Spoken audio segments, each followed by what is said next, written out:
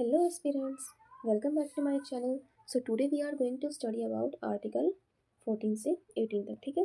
तो इस वीडियो में हम आर्टिकल 14, 15 के 6 पार्ट एंड 16 और 17 एंड 18 कवर करेंगे, ठीक है।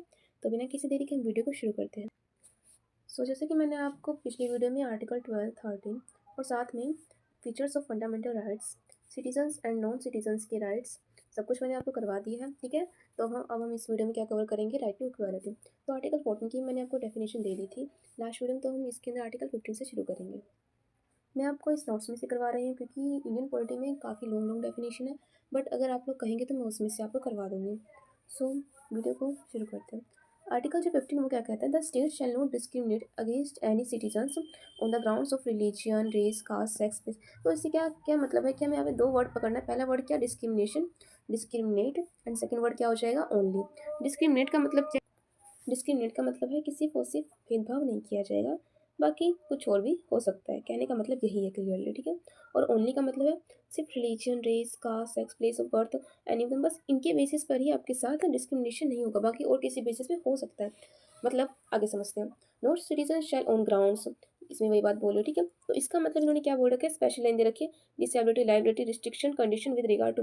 तो रिस्ट्रिक्शंस और कंडीशन देख करके ही आपके साथ कोई भी व्यवहार किया जाएगा। आप ऐसे नहीं कह सकते अपनी मर्जी से, जैसे कि आपने यहाँ पे छूट क्या दे रखी है, यहाँ पे लाइन देखिए पार्ट में, कि access to shops, public restaurants, hotels, place of public entertainment, आप यहाँ पे जा सकते हैं, ठीक है। और आप यूज़ कर सकते हैं वेल्स का, टैंक्स का, बाथिंग घाट्स का, रोड एंड प्लेस का। बट वेट, देखो यहाँ पे स्टेट फंड्स लिख रखा है। और साथ में जनरल पब्लिक, जो जनरल पब्लिक के लिए यूज़ है, सिर्फ और सिर्फ आप वही यूज़ कर सकते हो। यदि आपको वॉशरूम लग रखा है फॉर एग्जाम्पल, तो आप होटल में जा सकते हो, किसी भी रेस्टोरेंट में जा सकते हो, ठीक है। बट अगर आप कह रहे हो कि नहीं मुझे किसी सेलिब्रिटी घर पे जाना है, जैसे कि मेरे को शाहरुख खान के घर पे जाना है, तो नहीं, आप उसके घर पे नहीं जा सकते, ठीक है। तो ये उसके फंडामेंटल राइट्स में क्या हो जाएगा, वोलेशन हो जाएगा, ठीक है। तो यहाँ पे इसलिए मैंने क्या बोल रखा है, ओनली। अब इस वर्ड का मतलब आप अच्छे से समझ गए होगा कि आप अपनी मर्जी से मनमानी नहीं कर सकते। इसके ऊपर भी क्या लगाई गई है, कुछ रिस्ट्रिक्शंस लगाई गई हैं, ठीक है। आई होप ये समझ गए होगे आप। इसका थर्ड पार्ट देखते हैं। Nothing in this article shall prevent state from making any. अब देखो, अब आप क्या समझोगे कि यहाँ पे डिस्क्रिमिनेशन नहीं होगा। इसका मतलब अगर सरकार ने कोई भी कानून ऐसा लागू कर दिया कि जैसे कि वुमेन और चिल्ड्रंस के लिए क्या दे रखी है, छूट दे रखी है। वुमेन्स के लिए कुछ सीटों में छूट दे रखी है, ठीक है। चिल्ड्रंस के लिए फ्री एजुकेशन दे रखा है, एलिमेंट्री एजुकेशन, ना कि पूरा हायर एजुकेशन तक नहीं दे रखा, सिर्फ और सिर्फ एलिमेंट्री एजुकेशन दे रखा है, ठीक है। वो भी 6 से लेकर 14 तक, ठीक है। तो यहाँ पे इन्होंने क्या बोल रखा है कि कोई भी इनके साथ अगर इनके लिए कोई भी स्पेशल प्रोविज़न बनाया जाएगा, तो इसका मतलब ये नहीं होगा कि यहाँ पे कि यंग या फिर पुरुषों के साथ क्या हो जाएगा, मेंस के साथ क्या हो जाएगा, डिस्क्रिमिनेशन हो जाएगा। ऐसा कुछ नहीं दे रखा है। यहाँ पे सरकार बिल्कुल बना सकती है और इससे आपके फंडामेंटल राइट्स का वॉल्यूशन नहीं होगा, ठीक है। और देखो साथ में यहाँ पे क्या दे रखा है, nothing in this article also, इसमें क्या नहीं बोल रखा कि any special provision for advancement socially and a मतलब ओबीसीज़ के लिए, एससी-एसटी के लिए यहाँ पे कानून लागू कर सकते हैं। इसमें भी आपके साथ कोई डिस्क्रिमिनेशन नहीं होगा, ठीक है। अगर आप ऐसा नहीं कह सकते, बिल्कुल भी आप ऐसा नहीं कह सकते कि यहाँ पे एससी के लिए, एसटी के लिए, ओबीसी के लिए इन्होंने छूट दे रखी है सीट्स में, तो और जनरल वालों के लिए नहीं दे रखी है, कि ये हमारे साथ डिस्क्रिमिनेशन हो रहा है, ये हमारा फंडामेंटल राइट्स का वायलेट हो रहा है। नहीं, आप ऐसा नहीं कह सकते, क्योंकि इसके ऊपर सरकार ने ऐसा कुछ कॉन्स्टिट्यूशन में है ही नहीं, ठीक है। तो वो बिल्कुल बना सकती है सरकार कानून, ठीक है। यहाँ पे आपको ये समझाने के लिए लाइन दे रखी है। और देखो, नथिंग इन दिस आर्टिकल और इन सब क्लोजेस, आर्टिकल 19 शैल प्रिवेंट स्पेशल प्रोविजंस बाय लो एडवांसमेंट। यहाँ पे भी मतलब ईबीसी मतलब यही बोल रखा है, non backward classes, SC ST. Special provision relate to admission educational institution including private educational institution, whether aided और अनएडेड, माइनॉरिटी एजुकेशनल इंस्टीट्यूशन। तो इन्होंने यहाँ पे क्या क्या रखा है। अब देखो, इस आर्टिकल में भी साफ वही बात बोल रखी है कि ऐसा ऐसा इस आर्टिकल में बिल्कुल भी एक्सप्लेन नहीं किया गया कि एससी एसटी के लिए गवर्नमेंट छूट दे उनके एजुकेशन इंस्टीट्यूशन के लिए, एडमिशन के लिए। इवन प्राइवेट तक एजुकेशन इंस्टीट्यूशन में भी उनको थोड़ी सी छूट मिलती है, ठीक है। मार्क्स के ऊपर आप कह सकते हो। और other than the minority education institution, जितनी माइनॉरिटी है तो उनके नाम पे, जैसे कि आप कह सकते हो कि जामिया इस्लामिया जो है वो थोड़ा सा मुस्लिम के लिए वो छूट दी जाती है। ऐसे ही गुरु गोविंद वाला भी है, ठीक है। तो उसमें क्या किया जाता है, छूट दी जाती है तो उन रिलीजियस को जो माइनॉरिटी है यहाँ पर, ठीक है। तो हम ऐसा नहीं कह सकते कि हमारे फंडामेंटल राइट्स वायलेट हो रहे, नहीं, उनको छूट दी जाएगी क्यों, माइनॉरिटी से बिलोंग करते हैं। हमारे पास नेक्स्ट देखते हैं सेक्शन का एक one part. There shall be equality of opportunity for all citizens के लिए अपॉर्चुनिटी दी गई है रिलेटिंग टू एम्प्लॉयमेंट एंड और appointment to any office under the state, ठीक है। तो सबके लिए अपॉर्चुनिटी है, सबके लिए इक्वल अपॉर्चुनिटी है। No citizen shall on the grounds, किसी बेस पर उनके साथ कोई भेदभाव नहीं होगा, कोई भी डिस्क्रिमिनेशन नहीं किया जाएगा in respect of any employment और office under the state, okay. Nothing in this article shall prevent Parliament from making law prescribing to a class or classes of employment and appointment to any office। इस article में ऐसा कुछ भी नहीं कह रखा कि हम एम्प्लॉयमेंट और अपॉइंटमेंट जो माइनॉरिटी क्या है उनको नहीं दे सकते, हम बिल्कुल दे सकते हैं, मतलब उनको कैटेगरी में छूट दे करके, ठीक है। तो आर्टिकल सेक्शन ये बोलता है। अब देखो कि नथिंग इन दिस, और इस आर्टिकल में ऐसा भी नहीं कह रहा है कि हम रिजर्वेशन नहीं दे सकते, हम रिजर्वेशन बिल्कुल दे सकते हैं और उसमें तुम्हारे साथ कोई भी भेदभाव नहीं होगा। आगे देखो 4A में क्या बोल रखा है इन्होंने, कि इसमें ऐसा नहीं बोल रखा बिल्कुल भी कि services under the state in favour of SC ST which in opinion of states are not adequately represented in the service under the state. तो इसमें क्या कह रखा है, प्रोविजंस जो होता है रिजर्वेशन का वो दिया जाता है इनके फेवर में, ठीक है। और इन्होंने क्या बोल रखा है, not adequately represented in the service under the state. तो इसमें ऐसा कुछ भी नहीं दे रखा कि वो उसके लिए सर्विसेज रिप्रेजेंट नहीं कर सकेंगे, वो उसके लिए सर्विसेज रिप्रेजेंट कर सकते हैं, ओके। अब देखो नेक्स्ट 4A, इस आर्टिकल में ऐसा कुछ नहीं कह रखा कि SC ST के लिए हम जो है रिजर्वेशन या फिर उनके लिए सर्विसेज नहीं प्रोवाइड करवा सकते, बिल्कुल प्रोवाइड करवा सकते हैं।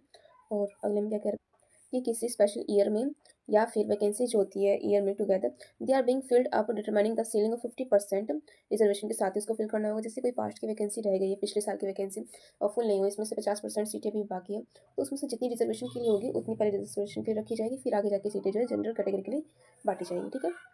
अब देखो नेक्स्ट क्या क्या रखा है इन्होंने कि नथिंग, ऐसा कुछ भी नहीं है इस आर्टिकल में कि डिनोमिनेशनल इंस्टीट्यूशन किसी भी मेंबर का जो गवर्निंग बॉडी है be a person professing particular religion और belong to a particular denomination, कि वो किसी पर्टिकुलर रिलीजन या फिर पर्टिकुलर मतलब डिनोमिनेशन से अगर बिलोंग करता है तो उसके साथ हम क्या कर देंगे, भेदभाव नहीं, तो उसके ऊपर भी मतलब उसको कुछ ना कुछ छूट दी जाती है माइनॉरिटी के नाम पे। आर्टिकल 17 क्या कहता है, आर्टिकल 17 में क्या है कि अनटचेबिलिटी के बारे में बता रखा है कि any form is forbidden the, किसी भी बेस पे किसी के साथ कोई भी छुआछूत का कोई भेदभाव नहीं किया जाएगा, अगर ऐसा होता है तो फिर उसके ऊपर क्या की जाएगी, कड़ी से कड़ी सजा, मतलब पनिशेबल उसको किया जाएगा।